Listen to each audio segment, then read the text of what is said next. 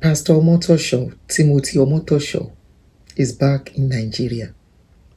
Timothy Omotoso is the pastor of Jesus Dominion International in South Africa. Also the founder of Timothy Omotoso Global Outreach.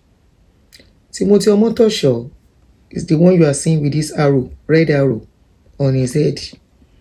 And this was when he went back. He was going back to Nigeria at the airport in South Africa.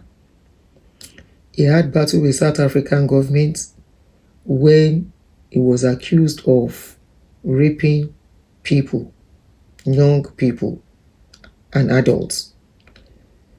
Not only was he accused of that, he was also accused of trafficking women. It was said that Pastor Omotoso has 3 branches in South Africa. And out of these 3 branches, one of the place is used for where he keep women to go and do kerewa on these women. A particular witness against him, Cheryl, said since when she was 14, this pastor has been performing kerewa on her. Not only small kerewa, teaching her how to do kerewa, how to touch him and how to do a lot of things. And the lady insisted that she was not lying.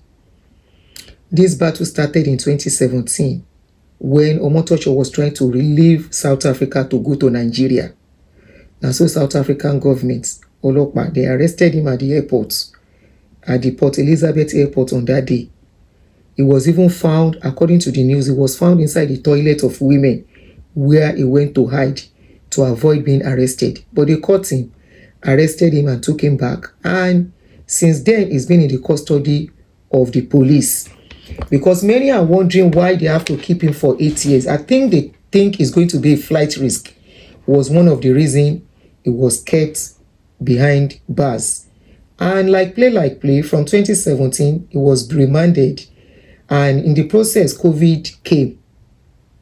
So COVID was another reason why Omotoso stayed for so long in custody. And counting down, this April, on the 4th of April this year, he was taken back to court. And lo and behold, after so many protests for and against, his church members said, no, you cannot prosecute him. You don't have evidence. You have not investigated. The people that are accusing him say, yes, you can prosecute him. We are ready to testify and all that. You know, the incident went on and on and on and on for so long until last month, April. So by April last month, he was discharged and acquitted of all the charges against him. Before then, the lawyer to Omotoso asked that he doesn't like the judge that was handling the case, that the judge was not doing a good job, and another judge was assigned to the case. So the new judge that was assigned to the case came on board, and by last month, he was acquitted and discharged. And when he was discharged, South Africans, many of them came to the street and said, no, this is injustice, that they will not agree. That secondly, is not even supposed to be in South Africa in the first place. After the discharge, Omotoso went to church and gave testimony and thanksgiving that what God cannot do does not exist. And of course, his accusers were looking at him when he was giving testimony. So I think when they felt,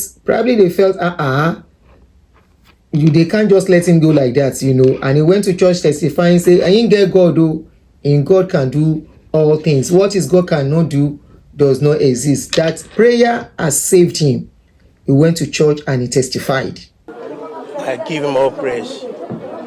I am 67 by July, next July. I've been in prison for 80 years.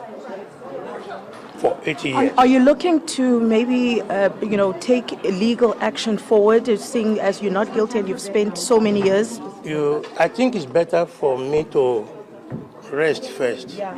I've been in prison for 80 years at this age. So I think we should give some time for that.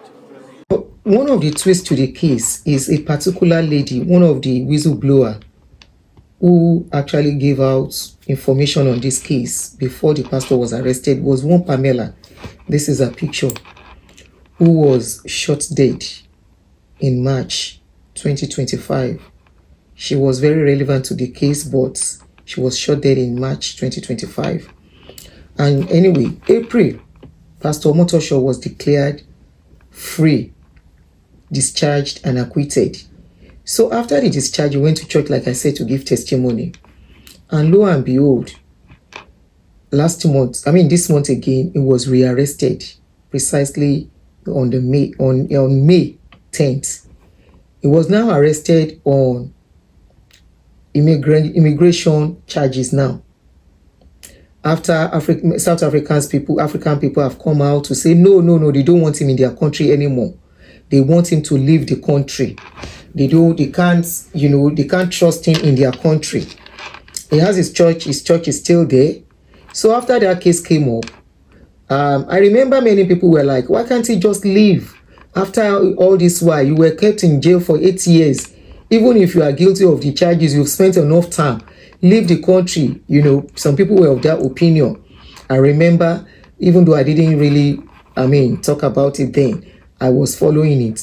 So, around May this month, precisely sometimes last week or something, they came up with another charges against him, and he was rearrested on immigration ground that he has been in the country illegally, that he was not supposed to be in South Africa in the first place.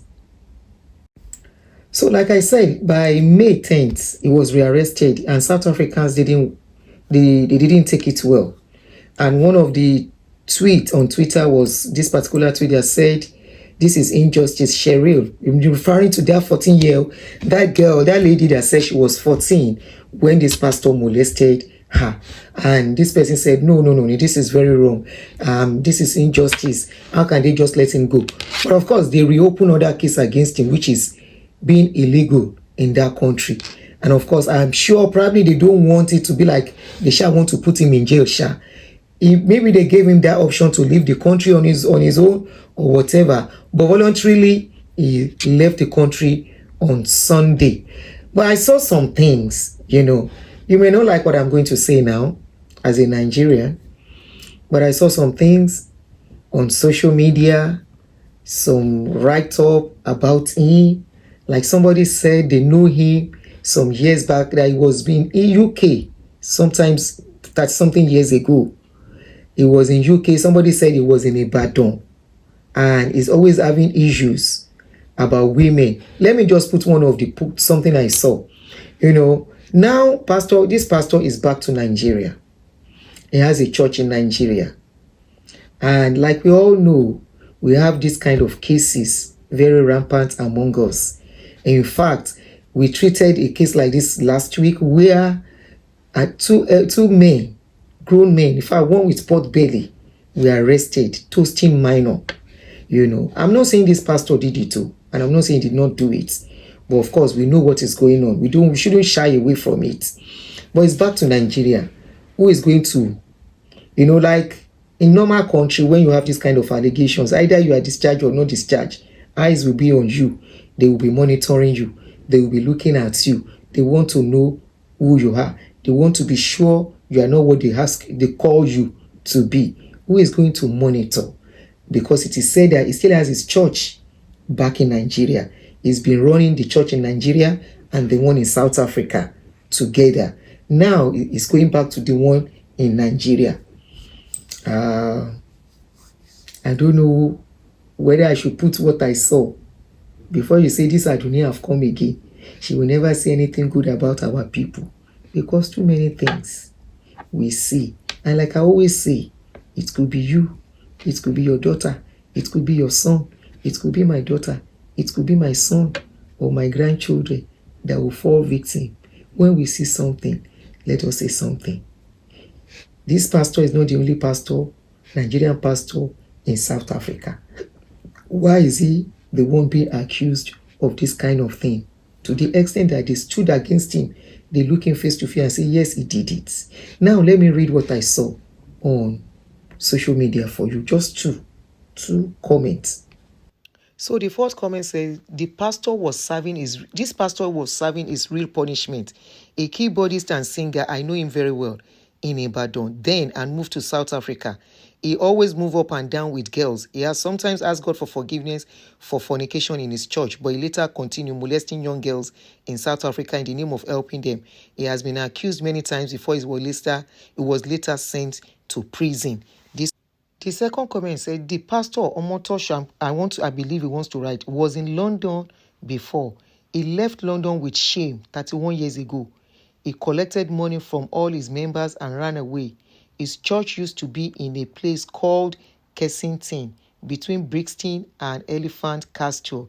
He was one of the pastors that started on God's channel in mid 1990. Shame on this pastor. I saw some one other ones, but I just picked these two comments out of some of the comments I saw about the pastor. I am not saying he did what he did, but these are the things I saw, okay, about him on social media. He's back to Nigeria and he's been banned for 5 years from entering South Africa. It's not as if he cannot go back. For the next 5 years, they don't want him in their country. In fact, they said they don't want him in their society. They don't want his type in their society. This is the latest story on Pastor Omotoso'S as he goes back to Nigeria to settle down in Nigeria for the next 5 years before he knows what he wants to do. I don't know what you think concerning the incident.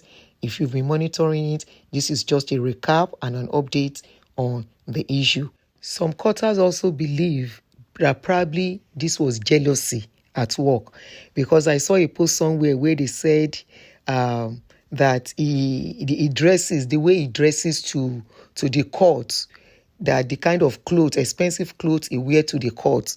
Some people say probably because of some pastors are jealous of his progress, of his followership and everything. And they say maybe that it was out of jealousy they cook up the story against him. So whatever he's eating, only time will tell. But that is all about the story. And this is just an update, like I said.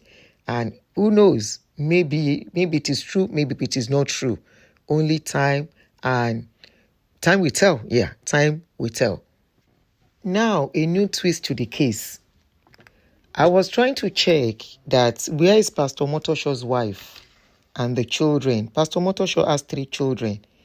But as I'm talking to you now, within the past 24 hours, they have put searchlight on the wife too, on her immigration status.